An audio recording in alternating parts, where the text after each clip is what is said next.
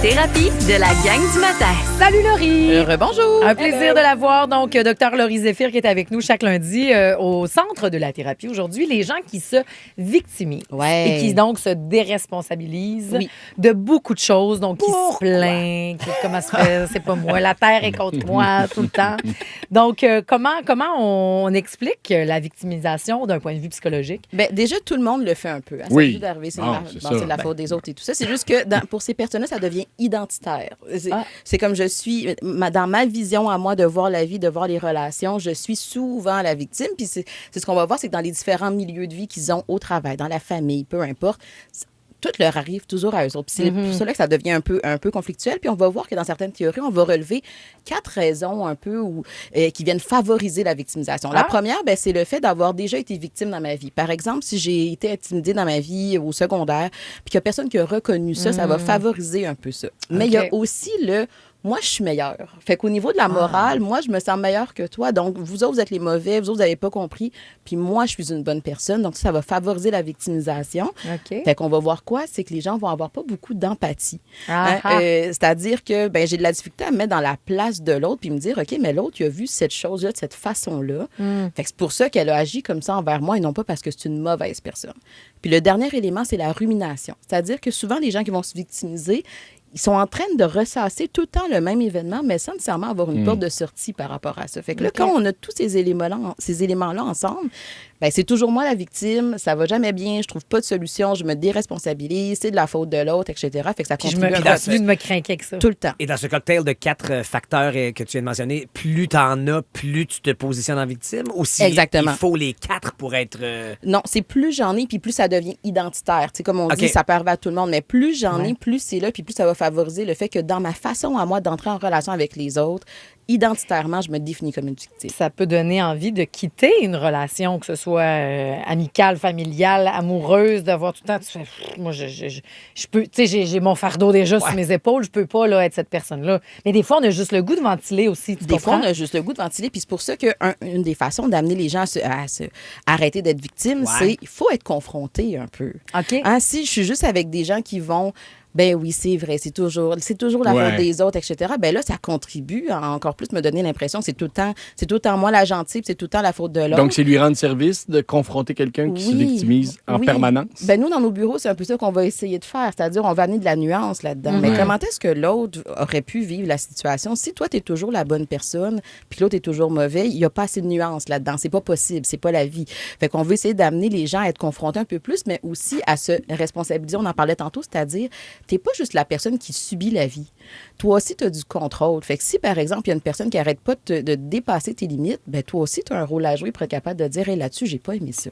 Voici, là-dessus, qu'est-ce que tu as fait? Tu as du contrôle, toi aussi, sur tes actions, sur la façon que les gens entrent en relation avec toi. Tu n'es pas juste la personne tranquille qui ne fait qu'être un acteur passif dans ta vie. Et est-ce que de reconnaître ses torts peut faire aussi... Parce que souvent, la victime va se plaindre de se faire reprocher des choses disant qu'elle n'est pas réellement responsable de ces torts-là. Est-ce que d'arriver à reconnaître ses torts, c'est un pas dans la bonne direction pour... Absolument. Honnêtement, j'ai l'impression que t'es psy, là. On entend Je voulais pas t'en parler, Laurie, mais si t'as besoin d'un assistant, un adjoint, quelque Demande à chose... ChatGPT quand il a vu ton sujet. mais honnêtement, oui, il faut que la personne, elle apprenne à se responsabiliser, à admettre ses torts, à être capable de s'excuser aussi. Des fois, c'est des gens qui vont attendre que l'autre fasse le premier pas, mais moi, je le ferai pas envers les autres, parce que justement, j'ai raison. Moi, je suis la bonne personne, toi, t'es pas la bonne personne. Fait que c'est là qu'on voit que petit à petit, la personne, elle est capable de remettre les billes à la bonne place, puis d'être capable de nuancer. Est-ce que ça peut faire du bien un peu, des fois, de se permettre d'être victime? victime? Parce que moi, des fois, j'y vais dans cette je me victimise et j'ai un peu honte, puis là, ça me ramène, puis ça m'aide à me passer à d'autres choses. Je peux dire, j'ai déjà dit à haute voix, mais pourquoi moi? Puis là, quand je dis ça, je fais OK, t'es allé loin. Je passe à d'autres choses. Tout est bon. T'sais, nous, qu'est-ce qu'on veut regarder chez l'humain, c'est de la flexibilité. C'est-à-dire qu'il y a un moment où est-ce qu'il faut valider les émotions. Puis on est là-dedans, on valide les émotions beaucoup. Il y a un moment où est-ce qu'on peut reconnaître le fait qu'en ce moment, je trouve ça tough, puis ma vie, c'est de la merde. Mais il y a un moment où est-ce qu'il faut passer à autre chose. Okay. Puis ça, c'est là le défi de ces gens-là, c'est qu'ils n'ont pas le mécanisme, comme tu viens de me décrire, de je me reprends, je me ressaisis, puis je me dis, OK, on continue. Ces gens-là restent là-dedans, ils ruminent ça. Quand on est la personne qui reçoit ça, là, est-ce que la tactique de de changer complètement de sujet, de dire, puis quel film t'as écouté demain, hier, ou quoi, tu sais, où tu fais, attends, je vais recevoir. Et où il faudrait apprendre aussi à lever notre main et à dire, je suis pas en état de recevoir tout ça. Ben, c'est un peu tout ça. C'est-à-dire Ouais. que tu deviens pas la thérapeute de la personne pour autant. Fait que des fois, tu peux avoir envie d'éviter puis pas aller dans ce sujet-là avec les gens qui se victimisent. Par contre, à d'autres moments, oui, on peut se mettre des propres limites à nous en disant, moi, je peux pas être la personne qui, pendant 15 minutes, t'écoute te lamenter. Moi, j'ai déjà eu des gens dans mon bureau qui me disent, hey, là, cette amie-là, je m'en vais souper avec elle, puis je le sais qu'elle va commencer à se plaindre toute la soirée. Fait qu'à un moment donné, il faut être capable aussi de dire à la personne, hey, là, honnêtement, on peut-tu parler un peu de moi aussi? Puis souvent, les gens sont capables de prendre plus qu'on pense. Ah oui, hein? Ben oui, des fois, on peut penser que les gens, ils vont mal réagir et tout ça, mais des fois, au contraire, ça leur fait un petit rappel. Pourquoi? Parce que je t'aime.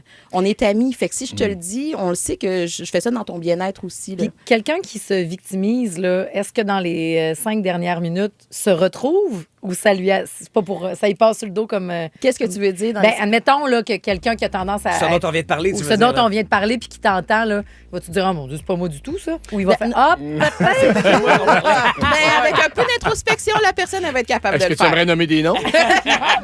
Non, mais moi, j'écoutais tout le long. T'as peu. Et c'est ça qui est le fun à chaque lundi dans la thérapie de Laurie Zéphir. C'est qu'on apprend à se connaître, mais à gérer aussi, à être en relation avec les autres. Et ça sert à ça, un psychologue. Merci, Gab. Merci beaucoup, Merci, Laurie. Laurie.